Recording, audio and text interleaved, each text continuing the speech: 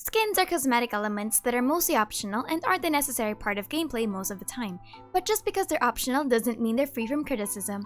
And today, I want to actually talk about skins and their potential and problems to the current state of Genshin's game and lore.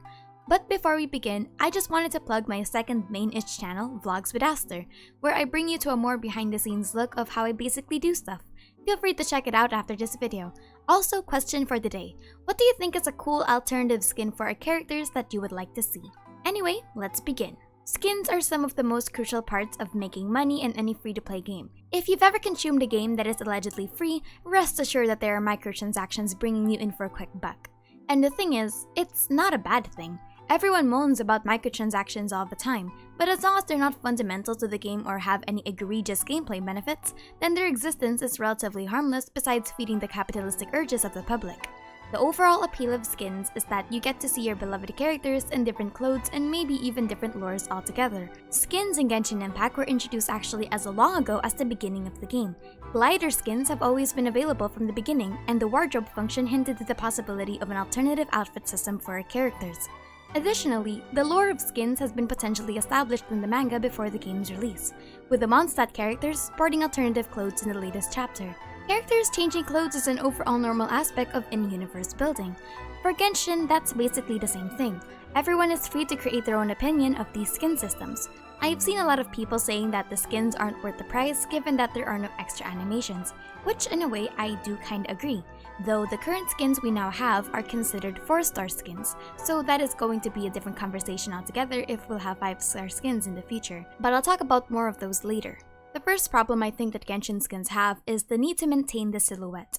There's a very popular philosophy in character design that if a character is made to be a pure black silhouette, you should still be able to identify them based on their figure. Genshin's characters have an amazing following of that principle, where each character is accentuated but still recognized. Genshin skins feel less like skins and more like retextures. Genshin silhouettes are also very distinct to the point deviation is almost seen as unfavorable. Imagine Scaramouche without his hat, or Klee without her Dodoko bag. Slight differences to a character's clothes can have tremendous outrages in a community that has already created a well-fitted definition of what that character is. Skins, on the other hand, are a perfect way to deviate from the mold of that character and show them in a different narrative perspective. Now, don't get me wrong, this kind of thing is absolutely normal in games, but I did just want to point out these very distinct similarities in terms of structure. Observe the last 4 skins that we've had so far. The skins each hold distinct elements from their base models, serving as less of an outfit change and more like a glorified chroma.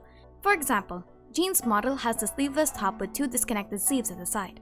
She also has the long tassel at the back split in the middle. The sleeves in her skin are cut at almost the same area as her regular sleeves. It still holds the same design features and elements that make Jean, Jean. Let's go over to Barbara's. Barbara's is actually much more different than her regular clothes given that it's a shorter length. But the main silhouette and the main elements that make Barbara Barbara are her hat, her long sleeves that you cannot convince me feel nice in the summer heat, plus even the little ducky bag which retextures the book that we usually see in her base model. Ningguang and Keqing's skins also mirror these same principles. The elements of Ningguang and Keqing's designs, like the sleevelessness and structure of Ningguang's dress, to Keqing having that little scarf around her arms that still mirror their base models. The point is that making new skins for these characters is actually a lot more difficult than we give credit for.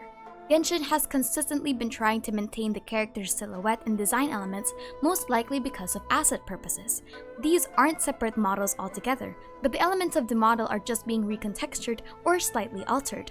This most likely means that all 4-star skins follow the same trend. A character's base design won't really change in terms of clothes. Like if Albedo had a skin, its main elements would still have that long flowing coat that wraps around the model's knees inwardly. Or if Yai had a skin, she'd have multiple frills and tails around the back of her silhouette. The problem is that this doesn't allow for much dynamic designs or kinda defeats the purpose of a skin altogether besides looking pretty. A great example are the Archon skins. It's almost impossible to translate these Archon skins into the game without making some fundamental changes to the character's base design.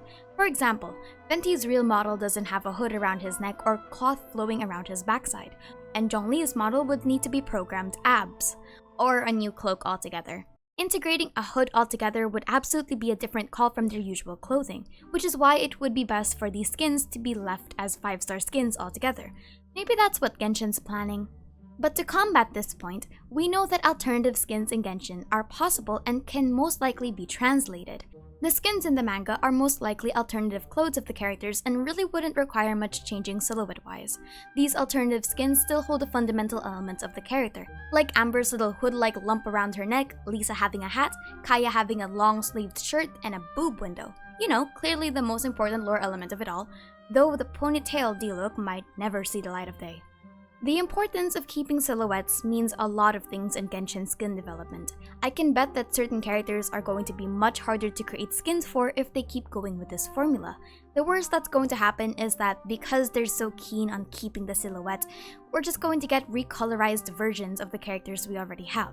I can already see why designing a skin for Kazuha, Sarah, Ayato, or even A can prove difficult since their silhouette doesn't allow for much flexibility in terms of clothes that can justify the same design structure. The next problem is lore justification. Actually, no, this isn't much of a problem, just another point of consideration. Genshin's structure of events allow for a more flexible means of lore creation for skins. For example, if they want to release an Amber skin, they can use the Ludi Harpastum as a justification. Since we have a lot of events in general, dressing up characters isn't actually hard.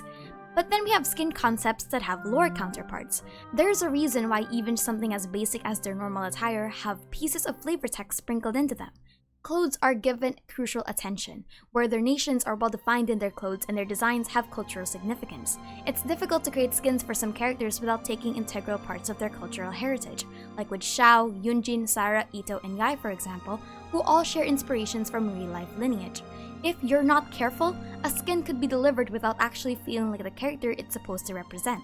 For example, we got the beta Xiao design, and there was just something about it that people immediately could tell it wasn't Xiao. Maybe it felt too provocative, or red was a difficult color to see Xiao in. Lore-based skins are something that should be easier to justify though. For example, an actual knight-like uniform for the Knights of Favonius, or the archon clothes for the archons, or a Fatui uniform for Tartaglia. Those all make sense lore-wise to apply, and in my opinion, they're the best skins to create the 5-star skin line for. They completely manipulate the character's silhouette, and they have the highest lore significance when it comes down to it. They, in my opinion though, would need the most work. But the last problem of the skins in Genshin is simply execution. I've said it before and I'll say it again. There is nothing necessary about skins and they're just cosmetic options that you may or may not indulge in. But again, that doesn't excuse criticism because that's not how the cookie crumbles. The skins in Genshin have a really weird execution in terms of quality and purpose. They don't really do a role of a skin for a video game. Their limitation to the silhouette limits imaginative freedom in place of an only slight altercation to the clothes, and their lack of animation changes doesn't really justify their price. The skins in Genshin don't really feel like skins. I could put Rosario's new clothes and define it as a skin with all technicality because it follows the same principles as the other skin designs. Additionally, the state of the game doesn't really justify skins in the first place. Think about it, we're playing an RPG. You usually see skins in dancing games that emphasize clothing or aesthetic, or multiplayer games because they're a form of identity. But RPG games rely more on story, character, and individualized lore that their designs provide. Skins are a more unorthodox method of storytelling. They're not inherently wrong, of course, but the motivation behind it, besides money, is quite difficult to grasp. But it's not like being an RPG would stop skin systems. Persona and Final Fantasy 15 all have skin systems too, and those are RPGs. So yeah, there are some fundamental concerns I have with the current skin system state in Genshin, but honestly, I don't really care because I think it's funny that Kaya's boob window is still there. That's it. Thanks for chilling with me.